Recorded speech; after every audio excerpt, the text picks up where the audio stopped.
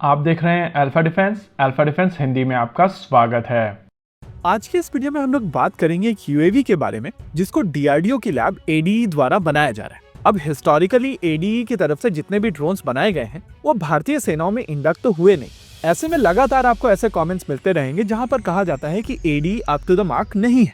अभी तक जिस तरीके के ड्रोन्स एडीई ने बनाए हैं उनमें से इम्पोर्टेंट वन है निशांत, रुस्तम 1, रुस्तम 2, तपस BH-201 और मोस्ट रिसेंट आर्चर NG। अगर आप इन सभी ड्रोन्स की स्पेक्स देखेंगे तो आपको समझ में आएगा कि ये सारे के सारे ड्रोन्स डिसेंट ड्रोन्स थे, लेकिन अनफॉर्चुनेटली इनमें से एक भी ड्रोन्स अभी तक मास प्रोड्यूस नहीं किया जा सका। वैसे तो इसके पीछे कारण है इंडियन आर्म फोर्सेस की डाइवर्स रिक्वायरमेंट जो एक ही ड्रोन से पूर्ण करने की कोशिश की जा रही है। लेकिन अगर आप इन सभी चीजों को इंजीनियरिंग एस्पेक्ट से देखेंगे तो आपको समझ में आएगा कि यहाँ पर डिसेंट काम हुआ है। और जैसा कि आमतौर पर हम लोग कहते हैं कि कोई भी चीज परफेक्ट नहीं होती है और रियलिटी हमेशा दो एक्सट्रीम्स के बीच में होती है, यानी कि एडीई के पास में इन सभी प्रोजेक्ट्स के चलते जो एक्सपीरियंस है वो बहुत इंपॉर्टेंट है। और अगर डीआरडीओ की इस लैब को एक अच्छा डीसीपीपी यानी कि डेवलपमेंट कम प्रोडक्शन पार्टनर मिल जाता है तो भारत की ड्रोन इंडस्ट्री में वो टेक्नोलॉजी आएगी जो अभी नहीं है। छोटे ड्रोन्स की अगर बात की जाए तो भारत में काफी डिसेंट काम हुआ है, चाहे वो क्वाडकॉप्टर्स हो, हेक्साकॉप्टर्स हो या फिर लॉइटरिंग म्यूनिशंस हो।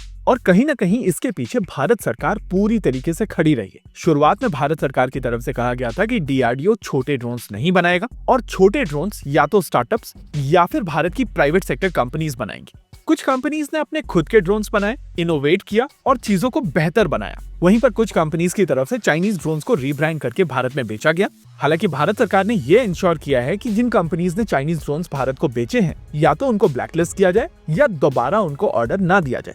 लेकिन एक पॉइंट के बाद में टेक्नोलॉजी सैचुरेट होने लगती है और जरूरत होती है कि रिसर्च एंड डेवलपमेंट से कुछ नया मार्केट में आए। अब कुछ दिनों पहले डीआरडीओ की लैब एडीई की तरफ से एक रिक्वेस्ट फॉर प्रपोजल रिलीज किया गया है और इस आरएफपी के तहत एक नया तरीके का ड्रोन बनाया जाएगा जो देखने में एक टैक्टिकल यूएवी ही लगता है। इन स्वार्म ड्रोन्स को लेकर जैसे ही ये रिक्वेस्ट फॉर प्रपोजल निकल कर आया तो हमें से ज्यादातर लोगों का रिएक्शन यही था कि इस स्पेस में एडीई की जरूरत नहीं है और भारत में ऑलरेडी इस स्पेस में काफी अच्छा काम हो रहा है। इसके अलावा भारत सरकार ने स्टार्टिंग से ही इस स्पेस को स्टार्टअप्स और इंडियन प्राइवेट सेक्टर कंपनीज के लिए रिजर्व रखा था और स्टार्टिंग से ही आइडिया था कि ना तो गवर्नमेंट एजेंसीज और ना ही कोई पीएसयू इस सेगमेंट में आएगी। ऐसे में ये आरएफपी हम सभी के लिए इनिशियली शॉकिंग थी और लगभग सभी का नी-जर्क रिएक्शन था कि इसकी आवश्यकता नहीं है। हालांकि जब हमारी टीम ने इस रिक्वेस्ट फॉर प्रपोजल को और ज्यादा डिटेल में समझने की कोशिश की तो कई इंटरेस्टिंग इन्फॉर्मेशन इसके साथ में निकल कर आई और सडनली ये पूरा का पूरा डेवलपमेंट सेंस बनाने लग गया। आइए समझते हैं इन सभी स्पेसिफिकेशंस को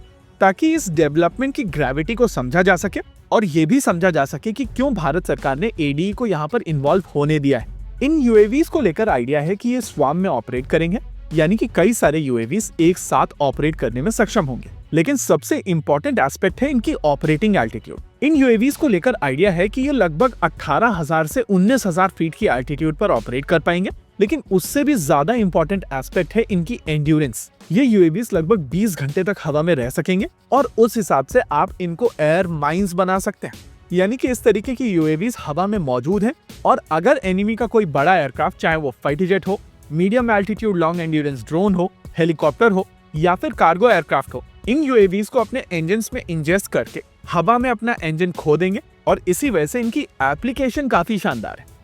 वैसे इस एप्लीकेशन में और ज्यादा काम होना बाकी है और फिलहाल के लिए इन सिस्टम्स को एक सर्वेलेंस नेटवर्क के तौर पर डेवलप किया जा रहा है जो एक बड़े एरिया के ऊपर नजर रखने में सक्षम होंगे। लेकिन एक बार जब ये यूएवीज बनकर तैयार हो जाएंगे तो इस प्रोडक्ट के डीसीपीपी इनको जैसे चाहे वैसे ऑप्टिमाइज कर पाएंगे और जो चीजें हम लोग हमेशा से इमेजिन करते आए हैं उनको रियलिटी में बदला जा सकेगा। इसी के साथ आज के इस वीडियो में रखते हैं केवल इतना ही। वीडियो को अंत तक देखने के लिए धन्यवाद। देखते रहिए अल्फा डिफेंस। जय हिंद।